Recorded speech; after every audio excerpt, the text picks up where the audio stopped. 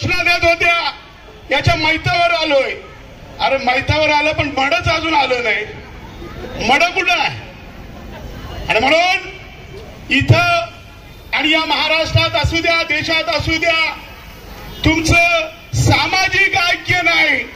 म्हणून ही वेळ येत आहे हे तुम्हाला लक्षात घ्यायला लागेल. सामाजिक ऐक्य नाही. या ठिकाणी सांगताना आज या आयोजकांचं खरं म्हणजे आभार मानेन. अध्यक्ष असतील, निकालके साहेब असतील, धमाले साहेब असतील, तुमचं मी आभार यासाठी मानतो की 24 आवर्स मध्ये ही लोक जमली ना, ही बाबासाहेब आंबेडकरांची जादू आहे. आणि तुम्हाला सांगतो की माझ्या मागे बाबासाहेब आंबेडकर आहेत आणि माझ्या पुढे डॉक्टर बाबासाहेब आंबेडकरांचे हे वारसदार आहेत.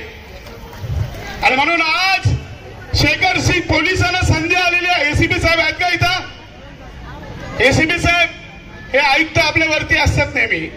मी अनेक प्रशासकीय पदं भोगलेली आहेत. आज एसीपी साहेबांना म्हणजे आमच्या सर्वसामान्य पोलिसाला संधी आली की या अधिकाऱ्याला हातकडे ठोकून आणा.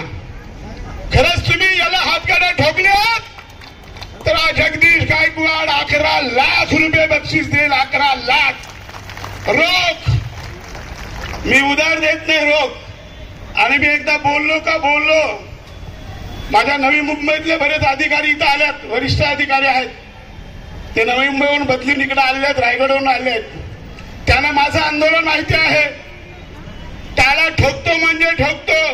कर्जत नगरपालिकेला टाळा ठोकलं म्हणजे ठोकलं. आणि इथं जर अॅट्रॉसिटी केली नाही तर पिंपरी चिंचवड महापालिकेच्या कार्यालयाला टाळा ठोकल्याशिवाय सोडणार नाही. आणि आज या आया बहिणी ज्या उन्हात आहेत, हे भाऊ इकडे उन्हात आणत आहेत. आणि यांना विनंती करतो हे असेच प्रकार आज अण्णासारख्या. अण्णा म्हणजे काय हो? तर अण्णा म्हणजे भाऊ. मी पक्षाकडे जात नाही. पक्षविरहित काम करणारा अण्णा आहेत आणि हे आम्ही आमच्या डोळ्यांनी पाहिलेलं आहे. आणि म्हणून ही जनता एका अण्णांचा अपमान नाही, हा संविधानाचा अपमान आहे. संविधानातील प्रोटोकॉलचा अपमान आहे. आणि अपमान डॉक्टर बाबासाहेबांनी लिहिलेल्या संविधानाचा आहे. त्यामुळं ये तो आज हमारी झाकी है, कॉर्पोरेशन तुम्हारा बाकी है.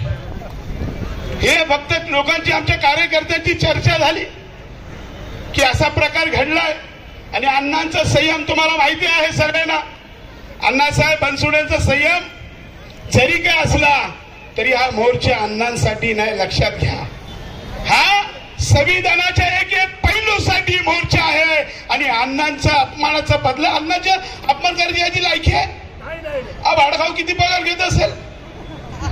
याचा पगार किती आहे? तेवढा आमचा दररोजचा खर्च आहे. दररोजचा खर्च एव्हरी डे.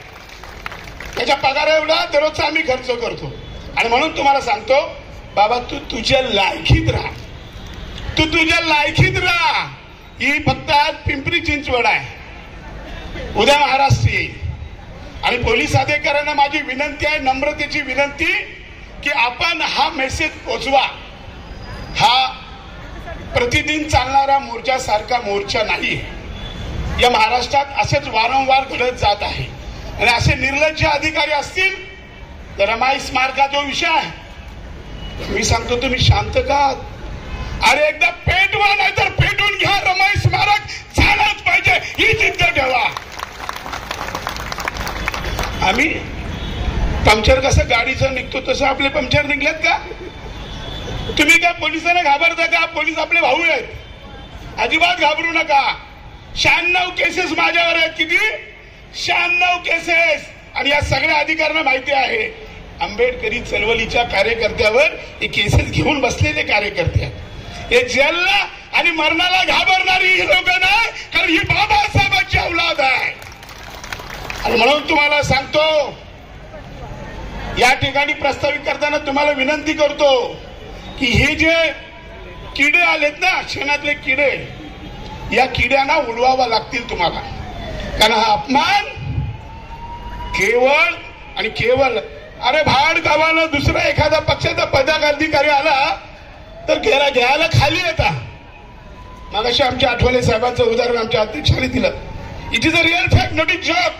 हे वास्तव आहे आणि ऑल महाराष्ट्रामध्ये असंच घडतं.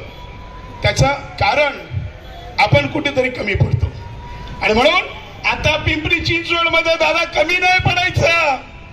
जिथं कमी तिथं रायगडकर घेतो आम्ही. आणि म्हणून सांगतो, माझ्या आंदोलनाला आपण पाहिलं, सगळ्या पोलीस अधिकाऱ्यांनी पाहिलं,